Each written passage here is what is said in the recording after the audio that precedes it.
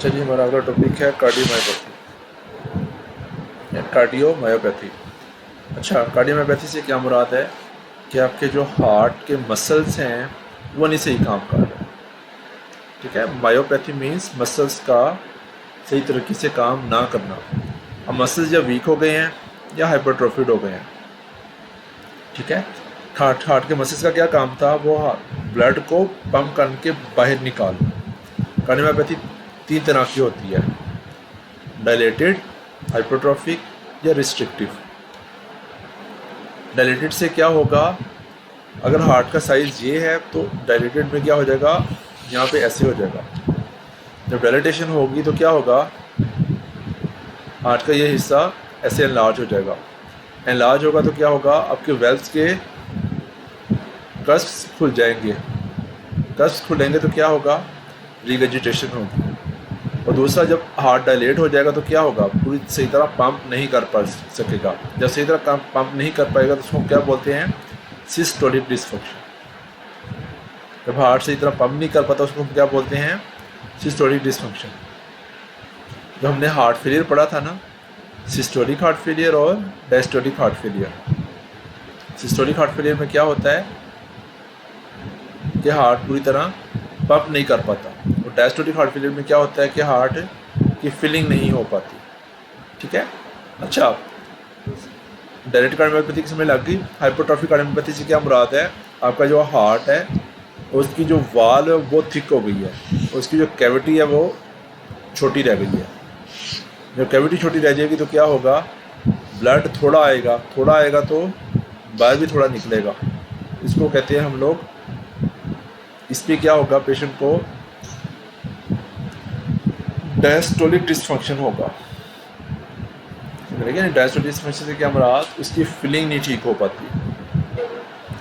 Systolic heart failure में क्या होगा, जितना ब्लड आया वो पूरा बाहर नहीं निकला तो इजेक्शन फ्रैक्शन डिक्रीज हो जाएगी। समझ लगे नहीं। जबकि डायस्टोलिक डिसफंक्शन या हाइपोट्रोफिक कार्डियोमायोपैथी में क्या होता है, पेशेंट को जितना ब्लड आता है वो सारा बाहर निकल जाता है। इसमें ईएफ नॉर्मल रहती है। ईएफ से क्या मुराद है, ब्लड का वो पोर्शन जो हार्ट के ईएफ से मुराद ये है कि ब्लड का जितना पोर्शन हार्ट के अंदर आया और उसका कितना पोर्शन ब्लड हार्ट से बाहर निकला। ठीक है। तो सिस्टोलिक फेलियर में ईएफ डिक्रीज हो जाएगी, जबकि डायस्टोलिक फेलियर में ईएफ नॉर्मल रहेगी। ठीक है। अच्छा, जितनी भी हार्ट फेलियर कार्डियोमायोपैथीज हैं, इनके सबके साथ हार्ट फेलियर वाले फीचर्स आएंगे। हार्ट फेलियर के फीचर्स क्या क्या हो सकते हैं, वही पेरिफेरल एडीमा, चेस्ट के अंदर क्रेपिटेशंस, जेवीपी का रेज्ड होना, ये सब के अंदर होगा। ठीक है। अच्छा, डायलेटेड कार्डियोमायोपैथी, इसकी मोस्ट कॉमन काज क्या होती है, ischemic heart disease, alcohol, post viral, radiations, toxins, Chagas disease. ठीक है। ये हम लोगों ने ये वाली काजेज़ हार्ट फेलियर में भी पढ़ी थी। अल्कोहल क्या करवाती है, ये हार्ट को डायलेट करवाती है।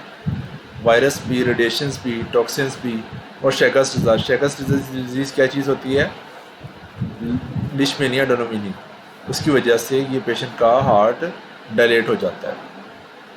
मैनेज कैसे करेंगे, हम लोग पेशेंट को हार्ट फेलियर की दवाइयाँ देंगे। इसमें वही मैनेजमेंट है जो हम लोगों ने हार्ट फेलियर के पीछे हम लोगों ने जो कंजेस्टिव कार्डियक फेलियर में जो ट्रीटमेंट पड़ी थी, सारी वही वाली मैनेजमेंट होगी। ठीक है। S inhibitors, ARBs, beta blockers, diuretics, और आखिर में पेशेंट को बायोमेट्रिक पेसिंग या ICD means implantable cardiac defibrillator लगाना। ठीक है। अच्छा, हाइपरट्रॉफिक कार्डियोमायोपैथी क्या चीज़ होती है कि हार्ट की जो मसल्स हैं वो थिक हो गए हैं। मसल्स थिक होंगे तो क्या होगा, हार्ट की कैविटी छोटी रहेगी तो फिलिंग नहीं होगी तो ब्लड ज़्यादा बाहर नहीं निकलेगा, तो पेशेंट हार्ट फेलियर में चला जाएगा। अच्छा, एक टर्म यूज़ होती है हाइपोट्रोफिक ऑब्स्ट्रक्टिव कार्डियोमायोपैथी। ये एक अलहदा सी डिजीज़ है जो कि जेनेटिक होती है। इसमें क्या होता है कि आपका जो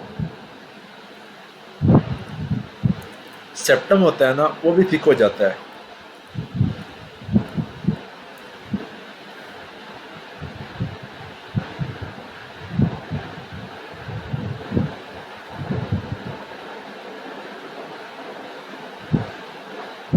ठीक है, नॉर्मली अगर हार्ट का सेप्टम इस तरह का है ना, इतना थिन है, तो ऑब्स्ट्रक्टिव कार्डियोमायोपैथी में क्या होगा, ये आपके जो हार्ट, जो दोनों वेंट्रिकल्स के दरमियान सेप्टम है वो इतना थिक हुआ हुआ है। ठीक है, जब थिक हुआ हुआ तो आप देखें तो क्या हुआ, ये कैविटी को क्या हो गया है, कैविटी इतनी बड़ी थी, ये कैविटी इतनी छोटी सी रह गई है। ये कैविटी छोटी सी रहेगी तो हार्ट के अंदर थोड़ा सा ब्लड आके वो जो थोड़ा सा ब्लड भी आया हुआ है वो भी बाहर नहीं निकल पा रहा होगा। इस वजह से इसको साथ हाइपोट्रोफिक के साथ ऑब्स्ट्रक्टिव भी कहते हैं, जो क्या बोलते हैं HOCM, hypotrophic obstructive cardiomyopathy. Hypotrophic obstructive cardiomyopathy, इसमें क्या चीज़ याद रखनी है, ASM से क्या मुराद है, एसिमेट्रिकल सेप्टल हाइपरट्रोफी।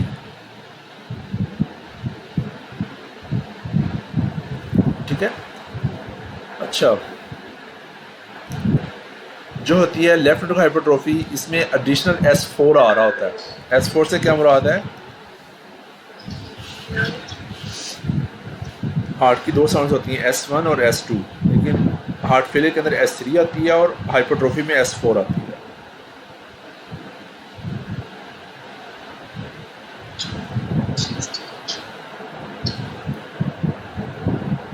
ठीक है, अच्छा ये कुछ डिफरेंस दिए गए हैं हाइपरट्रोफिक ऑब्स्ट्रक्टिव कार्डियोमायोपैथी के हाइपर उसके साथ।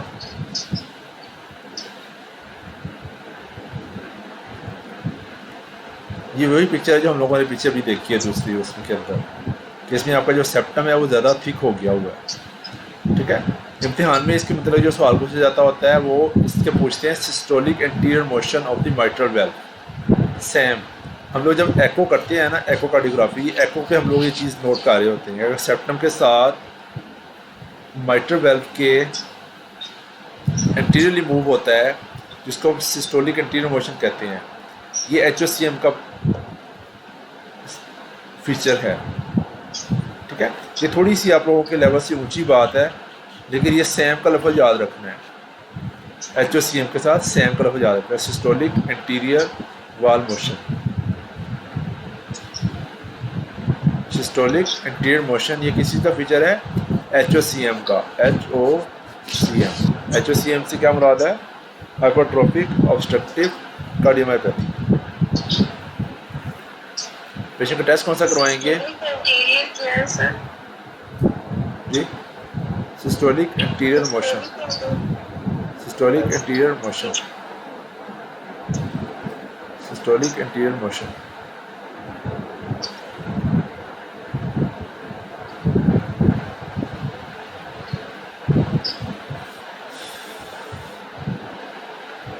अच्छा, जितने भी डिजीज़ हैं उनकी best most important test is cardiac catheterization, echocardiography और ECG।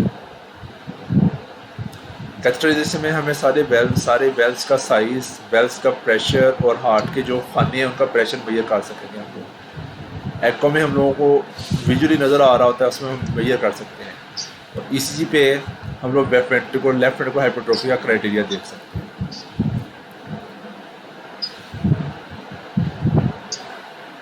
ठीक है, मैनेजमेंट कैसे करेंगे, हार्ट फेलियर वाली मैनेजमेंट नहीं है।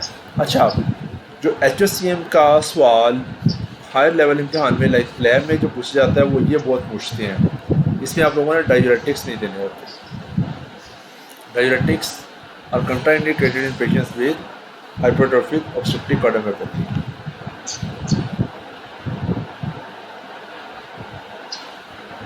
ठीक है, आपसे क्वेश्चन पूछा जाता है कि HOCM के पेशेंट में कौन कौन सी दवाइयाँ नहीं देनी, तो नंबर 1 दवाई is diuretics, number 2 is digoxin, number 3 is spironolactone. ठीक है, आप अब नोट करें, ये तीनों की तीनों दवाइयाँ हम लोग दे रहे होते हैं हर पेशेंट को जो हार्ट फेलियर के साथ आता है। इस वजह से हार्ट फेलियर के पेशेंट में एको करवाना ज़रूरी होता है कि इसको साथ HOCM तो नहीं है, या इसका हार्ट फेलियर हाइपोट्रोफिक कार्डियोमायोपैथी की वजह से तो नहीं है। अगर हाइपोट्रोफिक कार्डियोमायोपैथी की वजह से हो तो उसको हम लोग स्पाइनोलेक्टोन और डाइजोक्सिन नहीं देंगे। ठीक है। अच्छा जी, हमने जो बात की थी, जब हार्ट का साइज़ बड़ा हो जाएगा तो रास्ता बड़ा होगा, रास्ता बड़ा होगा तो क्या होगा, अरिथमियाज होंगे, अरिथमियाज होंगे तो उस पेशेंट को डिफिब्रिलेट करने की ज़रूरत बार बार पड़ सकती है, तो इम्प्लांटेबल डिफिब्रिलेटर लगाते हैं। और मैनेजमेंट में जब इतना बड़ा ये हो, सेप्टम हो, तो उसको काट के खुरच के निकाला भी जा सकता है। इसको हम क्या कहते हैं, ablation of the septum. Heart के अंदर प्रोब लेके जाते हैं, प्रोब से इस सेप्टम को जला देते हैं। और आखिरी ऑप्शन के तौर पे क्या किया जा सकता है, surgical myomectomy.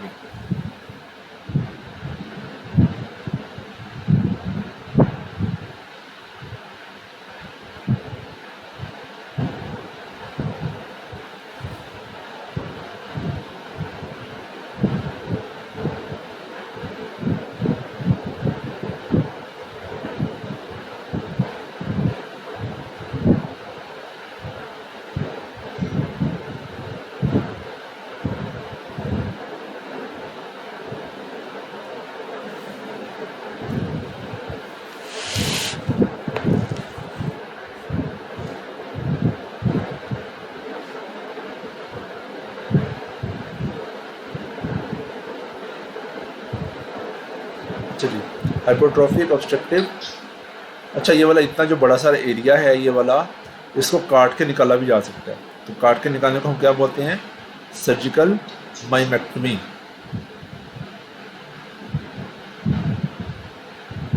Surgical myomectomy, myomectomy.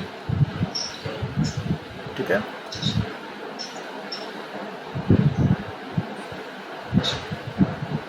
अच्छा, ये डिफरेंसेस हैं जो हम लोगों ने भी पीछे पढ़े हैं हाइपोट्रोफिक और डायलेटेड कार्डियोमायोपैथी में। अब हम नोट करें, डायलेटेड कार्डियोमायोपैथी में हम हार्ट फेलियर की सारी दवाइयाँ दे सकते हैं, इसमें सब में यस है। लेकिन ये जो हाइपोट्रोफिक कार्डियोमायोपैथी है, इसमें हम लोगों ने स्पाइनोलेक्टोन और डाइजोक्सिन नहीं देनी। ठीक है। हाइपोट्रोफिक कार्डियोमायोपैथी में स्पाइनोलेक्टोन और डाइजोक्सिन नहीं देनी। ये डिफरेंस बार बार हर लेवल एग्जामिनेशन में पूछते हैं कि which drug must be avoided in patients with hypertrophic cardiomyopathy.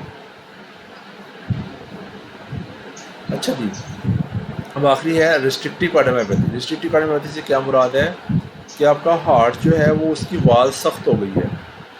सख्त होने से क्या मुराद है, जब हार्ट में ब्लड आएगा तो ब्लड आने की वजह से हार्ट की वाल खुलेगी।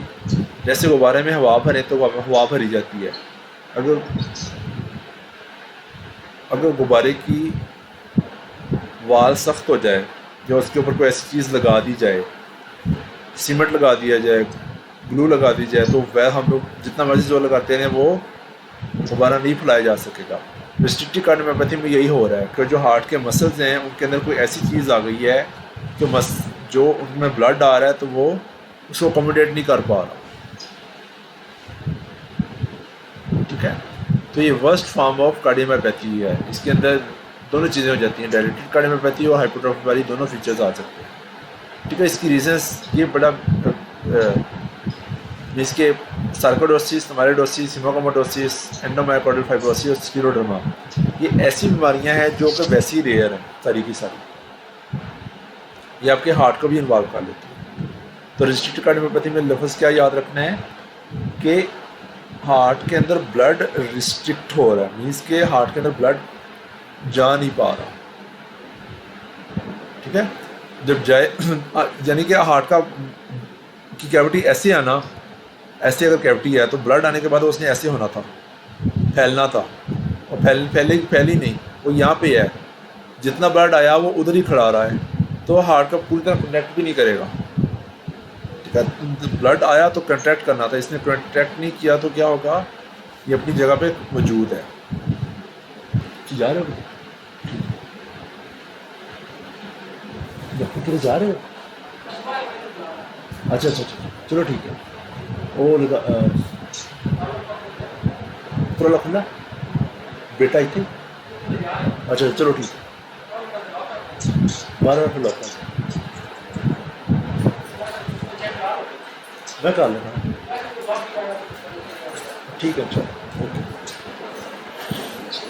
Okay sorry. अच्छा यहाँ तक समझ लगी, मीन्स के इसमें हार्ट अपनी जगह पे बस पक्का एक बस उसका वो जो वाल है उसके अंदर कोई ऐसी चीज़ आ गई है तो हार्ट की वाल को हिलने नहीं दे पा रही। तो ये बहुत पूछते हैं सार्कोडोसिस, माइलोडोसिस, हीमोक्रोमेटोसिस, फाइब्रोसिस, स्क्लेरोडर्मा। इसे प्रेजेंट कैसे करेगा, वही हार्ट फेलियर वाली में जैसे इसके फिजिक्स का प्रेजेंट करेगा, डिस्निया, शार्टोसोपेड oedema, raised, JVP, enlargement of liver and spleen. अच्छा कुस्माल साइन क्या चीज़ होती है, जेवीपी का रेस होना आपके इंस्पायरेशन पे, उसको कहते हैं कुस्मॉल साइन। नॉर्मली क्या होता है, जब हम सांस लेते हैं आपकी जेवीपी डिक्रीज़ होती है। नॉर्मली क्या होता है, जब हम इनहेल करते हैं तो जेवीपी डिक्रीज़ होती है, लेकिन जब पेशेंट को ये रिस्ट्रिक्टिव कार्डियोमायोपैथी हो, कंस्ट्रिक्टिव पेरिकार्डाइटिस, तो इसके अंदर कुस्मॉल साइन होता है। ठीक है, पेशेंट को डायग्नोज कैसे करेंगे, एकोकार्डियोग्राफी, और लेकिन जो डेफिनेटिव टेस्ट है दैट इज एंडोमायोकार्डियल बायोप्सी। अभी कुछ दिन पहले वार्ड में ये पेशेंट आया हुआ था,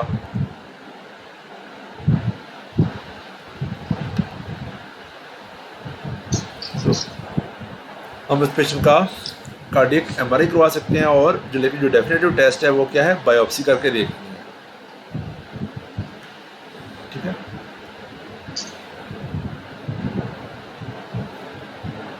अच्छा जी,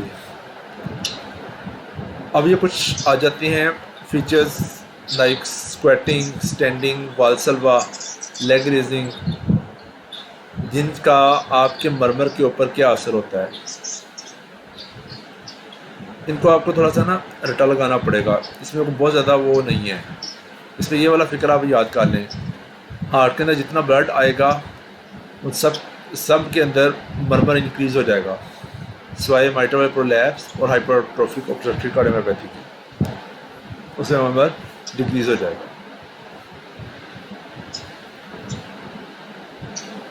ठीक है, अच्छा ये आप लोगों के इम्तिहान के लिए इम्पोर्टेंट नहीं है कि इफेक्ट ऑफ मैनूवर्स, इसको बेशक ना कीजिएगा। अच्छा मायोकार्डाइटिस, मायोकार्डाइटिस से क्या मुराद है, आपके हार्ट के मसल्स की इन्फ्लेमेशन।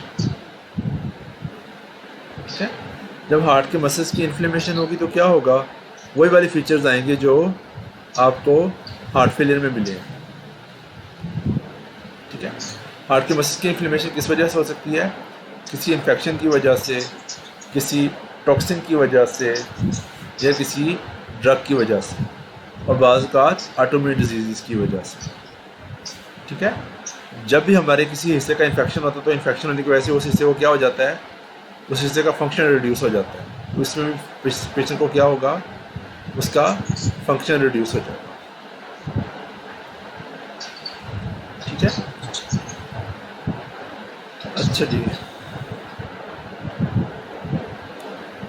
मैनेजमेंट वही है सारी जैसे कि हम लोगों ने हार्ट फेलियर को मैनेज किया था, AC inhibitors, beta blocker, statins, antiplatelets, और डायग्नोसिस वैसे ही है जैसे हम लोग डायग्नोसिस करते हैं, ईसीजी, एकोकार्डियोग्राफी, चेस्ट एक्सरे। लेकिन जो कि इन्फेक्शन आए तो इन्फेक्शन के हम साथ ईएसआर और सीआरपी करवा देते हैं। क्या करवा लेते हैं, ईएसआर और CRP.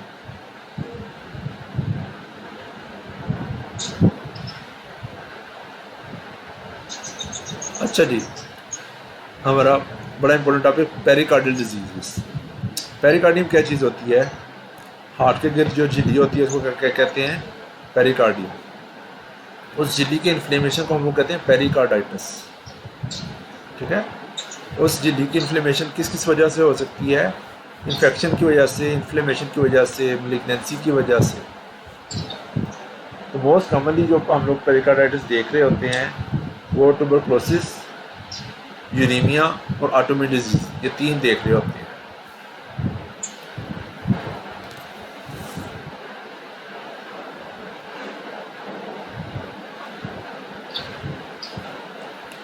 Autoimmune disease mean like SLE, good posture, rheumatoid arthritis, colitis nodosa, Wiggins granulomatosis, autoimmune diseases. जो क्लिनिकली हम लोग पेरिकार्डिटिस देखते हैं उसकी मोस्ट कॉमन काज होती है वायरल। वायरल से क्या मुराद, पेशेंट को पिछले दिनों गला ख़राब हुआ था, अब आपके पास प्रेजेंट हो गया है चेस्ट पेन के साथ। और चेस्ट पेन कैसी है, वो पेशेंट कहता है कि मैं सांस लेता हूँ मेरी दर्द ज़्यादा होती है, और मैं आगे झुक के बैठता हूँ तो दर्द बेहतर हो जाती है। ठीक है, और इसमें पेरिकार्डिटिस की चेस्ट पेन की अगर एसोसिएशन देखें तो क्या है, जो रेस्पिरेशन के साथ चेंज होती है और आगे उठ के बैठने से बेहतर हो जाती है। ठीक है, अच्छा, जो पेरिकार्डिटिस है इसकी ईसीजी बड़ी मज़े की होती है। आप लोगों को ईसीजी इम्तिहान में भी आती होती थी। वाइड स्प्रेड एसटी एलिवेशन होती हैं इसकी। ठीक है, वाइड स्प्रेड एसटी एलिवेशन होती है। जैसे कि हम लोगों ने ईसीजी पढ़ी थी होगी, 1 AVL रिलेटेड है लेटरल वाल से, 2 AVF रिलेटेड है इंफीरियर वाल से। लेकिन इसके अंदर क्या होगा, ये आपस में रिलेटेड नहीं है। 1, 2, 3 यानी कि एसटी एलिवेशन, हर सारी लीड्स के अंदर एसटी एलिवेशन। आपको एसटी एलिवेशन देखनी तो आती है ना, ये एसटी एलिवेटेड है। ठीक है, इस ईसीजी के अंदर हर तरफ अगर एसटी एलिवेटेड हो और पेशेंट की हिस्ट्री हो का पीछे दिनों खांसी बलगम बुखार हुआ था और अब जो है ना पेशेंट को चेस्ट पेन हो रही है जो कि सांस लेने से ज़्यादा होती है और आगे झुक के बैठने से बेहतर हो जाती है, तो डायग्नोसिस इज एक्यूट पेरिकार्डिटिस। ठीक है, तो पेरिकार्डिटिस को मैनेज कैसे करते हैं, सिंपल NSAID से या कोल्चिसिन से।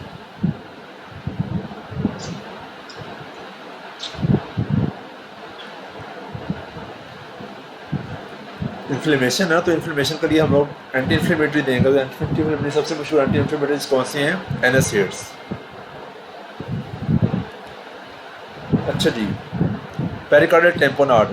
टेम्पोनाड क्या चीज़ थी, हम लोगों ने कुछ दिन पहले पढ़ा था कि अगर ये हार्ट है, ये इसकी अगर झिल्ली है, अगर झिल्ली के अंदर ब्लड आ जाए तो क्या, ब्लड आ जाए, फ्लूइड आ जाए तो क्या होगा, वो हार्ट को पूरी तरह डायलेट नहीं होने देगा। तो इसको हम क्या बोलते हैं, कार्डियक टेम्पोनाड।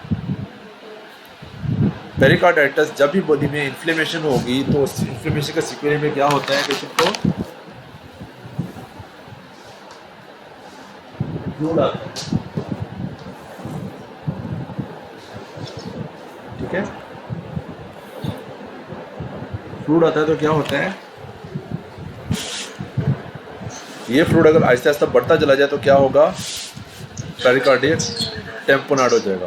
ठीक है, पेरिकार्डियल एफिशिएंट जब ज़्यादा हो जाए मीन्स कि ये अब आपकी हार्ट की दीवार है, ये उसके लिए झिल्ली है, इस झिल्ली के अंदर थोड़ा सा फ्लूइड होता है। ठीक है, अगर ये फ्लूइड ज़्यादा हो जाए, इतना ज़्यादा फ्लूइड आ गया और ये क्या होगा, फ्लूइड का वज़न इतना ज़्यादा हो गया कि आपके हार्ट को ये फैलने नहीं दे रहा, आपका हार्ट कंप्रेस होकर इतना हो गया, जो इतना बड़ा था अब वो इतना रह गया। ठीक है, तो ये फ्लूइड यहाँ से यहाँ, ये फ्लूइड जो अंदर की तरफ प्रेशर डालेगा, अंदर की तरफ प्रेशर डालेगा तो क्या होगा, आपका हार्ट डायलेट ही नहीं कर पाएगा। जब उसने ब्लड आना था, ब्लड आकर हार्ट ने फैलना तो वो फैल नहीं पाएगा। इस ना फैल पाने को हम क्या बोलते हैं, पेरिकार्डियल टेम्पोनाड, कार्डियक टेम्पोनाड। ठीक है, तो कार्डियक टेम्पोनाड एक ख़तरनाक चीज़ है। खतरनाक चीज़ है, ये क्यों ख़तरनाक है कि ये हार्ट को फिल नहीं होने दे रहा और पेशेंट हार्ट फेलियर में जाएगा और उसकी डेथ के इम्कानात बढ़ जाते हैं। इस वजह से हम लोग इस पेशेंट का अगर टेम्पोनाड सस्पेक्ट कर रहे हैं तो फ़ौरन उसका फ्लूइड निकालते हैं, पेरिकार्डियोसेंटेसिस करते हैं। फ्लूइड निकालने को क्या कहते हैं, पेरिकार्डियोसेंटेसिस। पेरिकार्डियल टेम्पोनाड का हमें कैसे पता चलेगा पेशेंट को पेरिकार्डियल टेम्पोनाड हो गया है, एग्जामिनेशन पे क्या फाइंडिंग्स मिलेंगी, पल्स इसकी लो वॉल्यूम होगी, JVP रेज हो जाएगी। अगर हम हार्ट का मुआयना करें तो हम लोगों को हार्ट बीट में उसकी एपेक्स फील होगी कि नहीं होगी। अगर हार्ट के गिर तो फ्लूइड आया हुआ तो एपेक्स फील नहीं होगी। और उसको हम लोग ऑस्कल्टेट करेंगे तो क्या होगा, जो हार्ट की साउंड्स आनी थी वो साउंड्स को क्या होगा, साउंड्स कम आएंगी। इसको कहते हैं distal heart sound, distant heart sound. ठीक है, डिस्टेंट हार्ट साउंड। अच्छा, अगर आप इस सीटी स्कैन पे अगर गौर करें तो अगर सीटी स्कैन आप लोग देख सकें, ये नज़र आ रहा है सीटी स्कैन, ये हार्ट है, ये उसकी पेरिकार्डियम थी, पता चल रहा है ना। ये पेरिकार्डियम में इतना बड़ा एक काला वाला फ्लूइड पड़ा हुआ, ठीक है। ये फ्लूइड जो है ये अंदर हार्ट को दबा रहा है, जब दबाएगा तो क्या होगा, हार्ट पूरी तरह फैल नहीं सकेगा तो क्या होगा, उसका फंक्शन डिस्टर्ब हो जाएगा। इसी को हम लोग कहते हैं पेरिकार्डियल टेम्पोनाट, ठीक है। अच्छा, मैनेज कैसे करते हैं, ट्रीट दी अंडरलाइन काज, टीबी है, मैलिग्नेंसी है, रीनल फेलियर है, टीबी के लिए anti tuberculosis therapy, renal failure के लिए डायलिसिस, ऑटोइम्यून डिजीज के लिए एनएसएड्स, और फ्लूइड को निकालने का क्या तरीका है, उसको पेरिकार्डियोसेंटेसिस, शाबाश, ठीक है। अच्छा, अब किसी पेशेंट को पेरिकार्डाइटिस का अटैक हुआ, पेरिकार्डाइटिस हुआ किसी वजह से, उसके बाद उस जब भी इन्फ्लेमेशन होती है, इन्फ्लेमेशन का सिक्वेले क्या होता है, हम लोगों ने क्या बात की थी, इन्फ्लेमेशन का सिक्वेले क्या होता है, फाइब्रोसिस, ये लफ्ज़ याद रखना है, फाइब्रोसिस। जब भी इन्फ्लेमेशन होगी उसका सिक्वेले क्या होगा, फाइब्रोसिस। तो ये पेरिकार्डियम पक्की हो गई है, ग्लू बन गई है। फाइब्रोसिस का मतलब है ग्लू बन गई है, और जब वो ग्लू बन जाएगी तो वो क्या करेगी, वो हार्ट को वैसे डायलेट नहीं होने देगी। इसको हम कहते हैं कंस्ट्रिक्टिव पेरिकार्डाइटिस। इसको ऐसे समझ लें, एक बंदा है, उसने जो कपड़े पहने हुए हैं वो कपड़े पहन के उसने सीमेंट के अंदर या मिट्टी के अंदर छलांग लगा दी है। जब वो छलांग लगा के बाहर निकला है, थोड़ी देर में मिट्टी जब खुश्क हुई है तो उसके कपड़े कैसे हो जाएंगे, सख्त हो जाएंगे।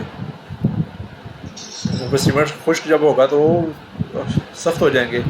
तो जब उसने मिट्टी में छलांग लगाई थी तो वो पेरिकार्डियल इन्फ्लेमेशन है, पेरिकार्डाइटिस है। जब वो अब वो खुश्क हो गया है, तो खुश्क होने के बाद जो बची है चीज़ वो क्या कहला रही है, कंस्ट्रिक्टिव पेरिकार्डाइटिस। कंस्ट्रिक्टिव पेरिकार्डाइटिस क्या करवाती है, आपके हार्ट को डायलेट नहीं होने देती। जब डायलेट नहीं होने देगी तो उसमें भी वही सारे साइंस आते हैं हार्ट फेलियर वाले, ठीक है। Signs of right heart failure, oedema, ascites, raised AVP, hepatomegaly और स्प्लीनोमेगाली, ठीक है। अच्छा, इसमें भी कुछ स्मॉल साइन होता है। और मैनेजमेंट डायग्नोसिस कैसे करते हैं, चेस्ट एक्सरे और एकोकार्डियोग्राफी के साथ, सीटी एमआरआई भी करवाया जा सकता है, ठीक है। अच्छा,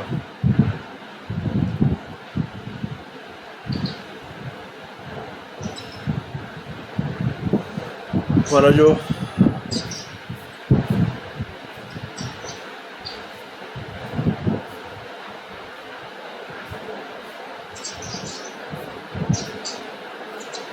अच्छा छोटे छोटे 2-3 टॉपिक्स रह गए जो कि इम्तिहान में आते होते हैं। वो है peripheral artery disease. Peripheral artery disease से क्या मुराद है, हम लोगों ने पढ़ा था एथेरोस्क्लेरोसिस। एथेरोस्क्लेरोसिस की अगर आपको पैथोफिजियोलॉजी याद हो जाए ना, लाइक पेशेंट को जो ब्लड वेजल है इसके अंदर क्या बन जाता है, एथीरोमास। उसकी ब्लड वेजल हाइपरटेंशन डायबिटीज की वजह से क्या हो जाती है, मोटी, उसकी वाज मोटी हो जाती हैं, और उसका जो ल्यूमर जो इतना बड़ा था वो ल्यूमर अब छोटा हो जाता है। जो ब्लड इतने हिस्से में से गुजरना था वो अब इतने हिस्से में से गुजर रहा है, ठीक है। यही एथेरोस्क्लेरोसिस दिमाग के अंदर क्या करवाती है, स्ट्रोक। आपकी हार्ट के अंदर क्या करवाती है, इस्केमिक हार्ट डिजीज़। आपकी किडनीज में क्या करवाती है, रीनल फेलियर। और आपकी जो लेग्स हैं, आपकी जो टांगें हैं, उनमें क्या करवाती है, peripheral arterial disease. Risk factor वही वाले हैं, ठीक है। डायबिटीज मेलिटस, हाइपरलिपिडीमिया, हाइपरटेंशन और टोबैको स्मोकिंग, ठीक है। अच्छा, अगर हमारी टांगों की ब्लड सप्लाई कम हो तो क्या होगा,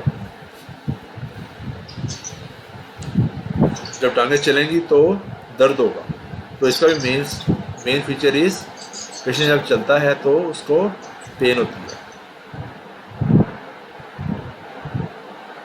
ठीक है।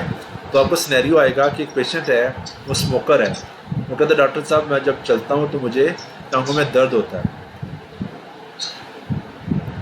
तो आपके जहन में आ जाए जैसे हार्ट का इस्कीमिया हो रहा है, अब इसको टांगों का इस्कीमिया हो रहा है, तो ये किसकी निशानी है? पेरिफेरल आर्टीरियल डिजीज़ की।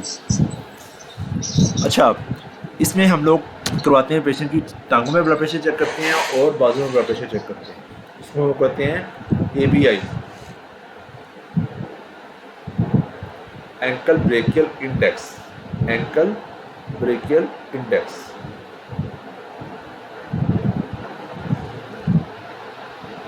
नॉर्मली आपके बाजुओं में और आपकी टांगों में ब्लड प्रेशर एक जैसा होना चाहिए, ठीक है। लेकिन अगर दोनों में डिफरेंस 10% से ज़्यादा हो तो उसको हम कहते हैं कि पेशेंट को पेरिफेरल आर्टीरियल डिजीज़ मौजूद है। दूसरे तरह से हम लोग क्या करवा सकते हैं? पेशेंट की एंजियोग्राफी करवा सकते हैं, लोअर लिम्स के वेजल्स की एंजियोग्राफी, ठीक है। जैसे हार्ट की एंजियोग्राफी होती है ऐसी एंजियोग्राफी आपकी टांगों की भी हो सकती है।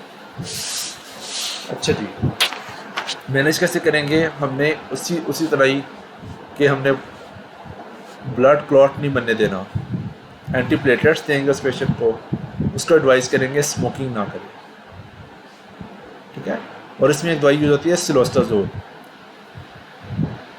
आपको याद होगा सर्जरी के पेशेंट को हम लोग देते थे प्लेटाल, याद आया? प्लेटाल दवाई देते थे 50 मिलीग्राम। इसको हम बर्जर डिजीज़, थ्रोम्बोजाइटिस ओब्लिटरेंस इस नाम से भी याद करते हैं इस बीमारी को, पेरिफेरल डिजीज़, ठीक है। Buerger disease, thromboangiitis obliterans. Cilostazol one of the most important दवाई है अदर देन योर एस्प्रिन और क्लोपिडोग्राल के, ठीक है। अच्छा, एओर्टिक डिजीज़ से क्या मुराद है? जो इम्तिहान में आते होते हैं सवाल, वो आती है डिसेक्शन हम लोगों ने पहले पढ़ा था। एओर्टिक डिसेक्शन क्या चीज़ होती है? आपको याद आया डिसेक्शन क्या चीज़ थी? एओर्टिक डिसेक्शन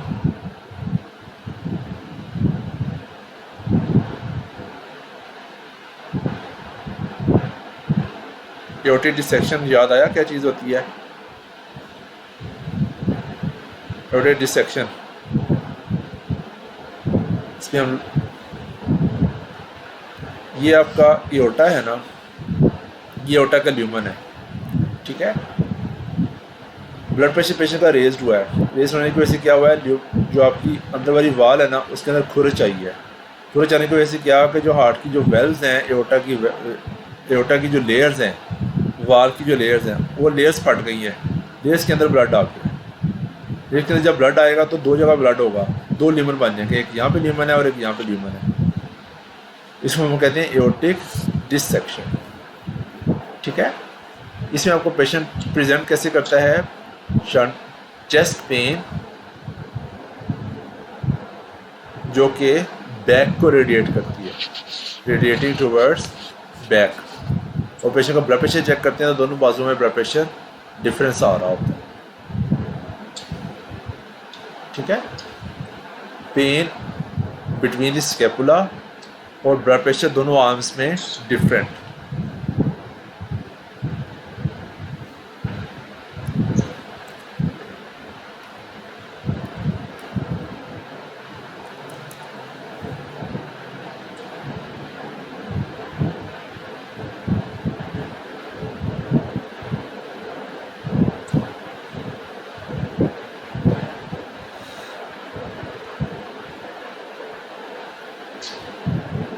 ये पता चल रहा है ये वाली पिक्चर में, ठीक है।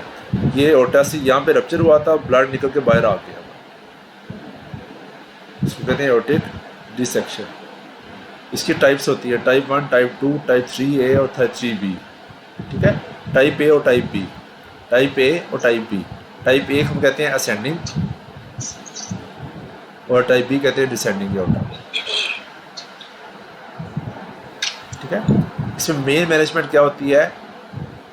ये वाला पेशेंट भी चेस्ट पेन के साथ आता है, लेकिन इसमें हिस्ट्री बड़ी इंपॉर्टेंट होती है। इसमें sudden shortness of breath, sudden chest pain होती है जो कि रेडिएट कर रही होती है बैक को।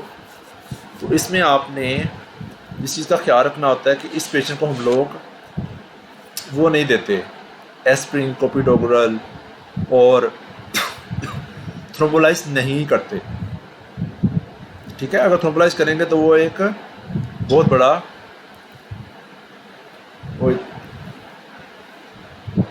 बहुत बड़ा नुकसान होगा पेशेंट के लिए।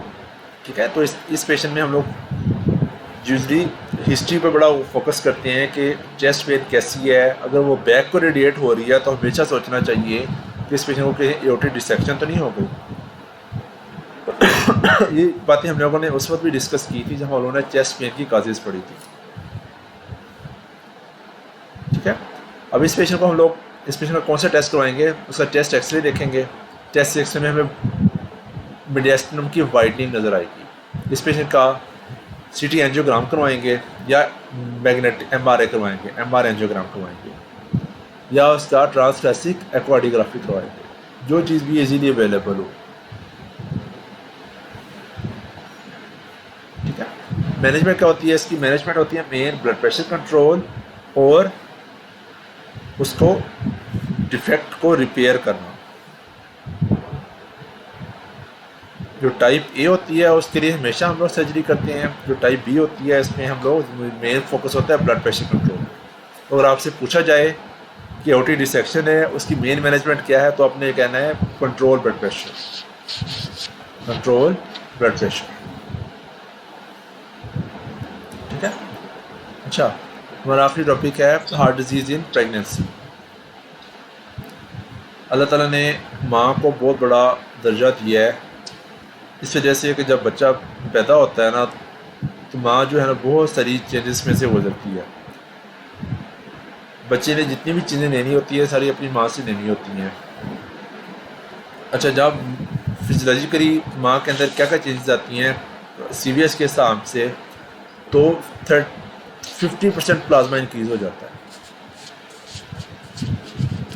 ठीक है, और 30% पेशेंट के RBCs और WBCs इंक्रीज हो जाते हैं। ठीक है, अगर किसी पेशेंट के हार्ट डिजीज़ के पेशेंट को हम फ्लूइड लगा दें तो क्या होता है, उसका हार्ट फेलियर वर्सन हो जाता है। प्रेगनेंसी भी यही काम कर रही होती है। इस वजह से मैंने फिजियोलॉजिकल चेंज बताई है। आपने देखा होगा प्रेगनेंसी में ख़वातीन के पाँव फूलते हैं, वो किस वजह से हो रहा होता है, क्योंकि उनके अंदर प्लाज्मा में इजाफा हो जाता है। एक नॉर्मल एक फिनोमेना है ये। ठीक है, तो 50% प्लाज्मा अगर इंक्रीज़ होगा तो क्या हो जाएगा, अगर उस पेशेंट को पहले कोई हार्ट डिजीज़ है तो वो वक्ते में आ जाएगी। इस वजह से आपने देखा होगा जिन पेशेंट्स को रूमेटिक हार्ट डिजीज़ होती है, अगर उनको ऊपर से प्रेगनेंसी हो जाए तो उनकी प्रेगनेंसी बहुत मुश्किल हो जाती है। ठीक है, अच्छा, ये तो हो गया जो नॉन केस है रूमेटिक हार्ट डिजीज़ के, उनके अंदर क्या मसला होता है। प्रेगनेंसी के लास्ट मंथ से लेके 5th मंथ तक अगर पेशेंट का जो हार्ट है वो डायलेट हो जाए, इसको हम कहते हैं पेरीपार्टम कार्डियोमायोपैथी।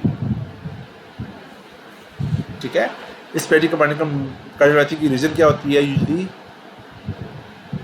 अव्वल तो कोई काज नहीं होती, लेकिन कहते हैं कुछ एंटीबॉडीज़ हैं वो मायोकार्डियम पे अफेक्ट करती हैं इन प्रेगनेंसी।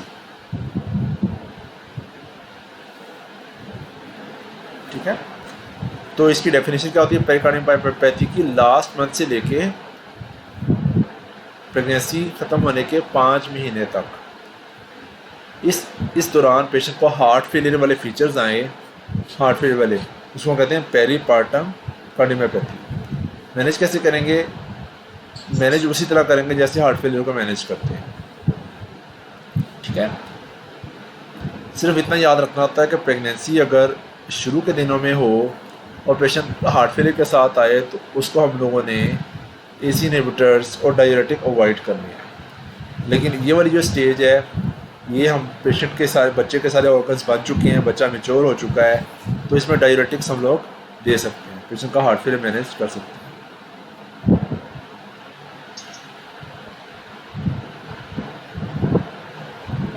ठीक है, नॉर्मली क्या होता है जब बच्चा डिलीवर हो जाता है तो ये जो हार्ट आपका प्रेगनेंसी में डायलेट हुआ था वो नॉर्मल अपनी जगह पे वापस आ जाता है। लेकिन जिस पेशेंट को पहले पेरिकार्डियोमायोपैथी हो जाए उसको नेक्स्ट प्रेगनेंसी में भी खदशा होता है कि उसको दोबारा भी हो सकती है। ठीक है। अच्छा, आइजनमेकर कॉम्प्लेक्स। आइजनमेकर क्या चीज़ होती है? सुना हुआ लफ्ज़ आइजनमेकर?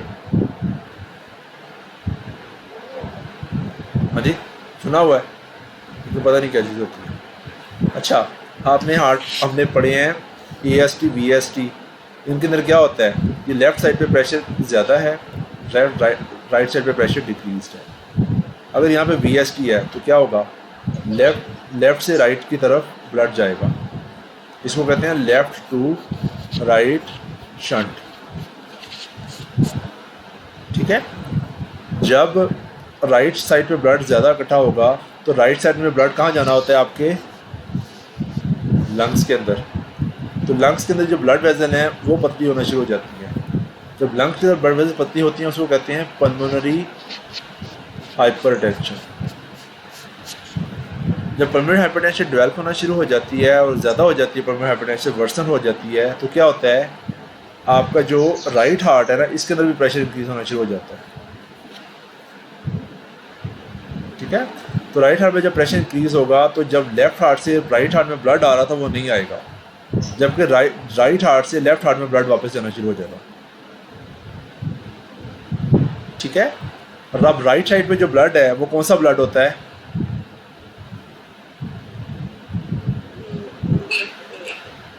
वो ब्लड होता है जो डीऑक्सीजनेटेड होता है। Deoxygenated blood. तो डीऑक्सीजनेटेड ब्लड आपके सिस्टमिक ब्लड के साथ अंदर आना शुरू हो गया। ठीक है। तो जो पहले ए साइनोटिक डिजीज़ थी, ए साइनोटिक डिजीज़ मीन कि उसमें पेशेंट को साइनोसिस नहीं था, वो ए डिजीज अब साइनोटिक हार्ट डिजीज में कन्वर्ट हो गई। इस साइनोटिक हार्ट डिजीज में कन्वर्ट होने को हम लोग कहते हैं आइजनमेंगर कॉम्प्लेक्स। आइजनमेंगर कॉम्प्लेक्स। ठीक है, ये चीज़ याद रखनी है। This is the development of the right to left shunt from pulmonary hypertension. ठीक है। आइजनमेंगर develop in a person with VST who has a significant left-right shunting that eventually leads to development of pulmonary hypertension. With pulmonary hypertension become very severe, the shunt reverses and right to left shunting develops. इसमें लगी? तो आइजनमेंगर का लफ्ज़ बड़ा important है। ठीक है। तो आइजनमेंगर हो पेशेंट को पहले से ही तो उसकी प्रेगनेंसी तो बहुत ज़्यादा मुश्किल हो जाएगी।